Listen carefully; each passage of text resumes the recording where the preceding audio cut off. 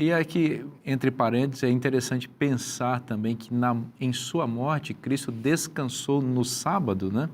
Até em sua morte ele guardou o mandamento que ele viveu e ele obedeceu ao longo de sua vida, conforme o livro de Lucas, no capítulo 4, menciona que era o costume dele ir à sinagoga no sábado, e então até em sua morte ele descansa, né? Pastor, como você tocou nesse assunto, aqui você vai ver que... Tem um outro livro seu sobre o sábado também, a gente podia falar dele agora, né? Da Casa Publicadora Brasileira. Fala o título dele aí. É O Sábado na Bíblia. O Sábado na Bíblia. Recomenda esse material? Não, aí é você, não é? Eu não estou aqui para vender o meu peixe. Olha, eu recomendo esse material. Mas veja o seguinte, é muito interessante Lucas capítulo 23, que diz ali o verso 54, era o dia de preparação e começava o sábado, e as mulheres que tinham vindo da Galiléia com Jesus seguindo, viram o túmulo e como o corpo fora ali depositado. Então se retiraram para preparar aromas e bálsamos, e no sábado descansaram segundo o mandamento. Esse descanso do sábado é depois da cruz, porque Jesus já estava na sepultura. Sim.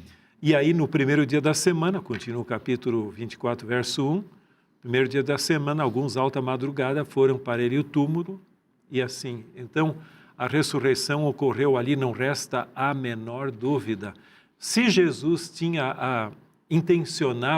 tensionava transferir o sábado para o domingo, ele podia ter anunciado às mulheres, olha, não precisa mais guardar porque eu vou morrer ali, tudo mudou, mas ainda segundo o mandamento. Pastor, desculpa, pastor Vinícius, mas é interessantíssimo nós pararmos para pensar o seguinte, o Evangelho de Lucas ele vai ser escrito mais de 30 anos, ou cerca de 30 anos depois do evento. Lucas é o único autor da Bíblia, que nós temos conhecimento, o único autor da Bíblia que não era judeu. Ele escreve um evangelho e escreve o livro de Atos, pensando em um público não judeu, né? E quando ele fala a respeito desse tema, ele fala segundo o mandamento. Ou seja, 30 anos depois ele está dizendo assim, olha, elas descansaram segundo o mandamento. Ele não faz a distinção do segundo mandamento dos judeus. Não, é segundo o mandamento vigente. E não fala segundo a tradição ou segundo judaica. A tradição judaica. Né, que a gente acabou entrando nesse aspecto, mas, né, excelente. Mas eu acredito que é importante nós frisarmos esse detalhe. Nós estamos falando de um autor não judeu que está escrevendo mais de 30 anos depois do evento, reforçando aquilo que desde o Gênesis até o Apocalipse nós encontramos nas Escrituras. Não houve mudança no mandamento. E todos os evangelhos foram escritos posteriormente. O último deles foi o de João. Mesma linguagem. Exatamente. Algumas pessoas querem ver legalismo no fato de os adventistas do sétimo dia guardarem o sábado, né? Mas é uma ignorância, né? Porque, na verdade, o sábado, ele é graça pura, né? Desde a criação, veja que na criação Deus criou o homem e no sétimo dia o homem descansou de quê? Se não havia feito nada, descansou no trabalho de Deus.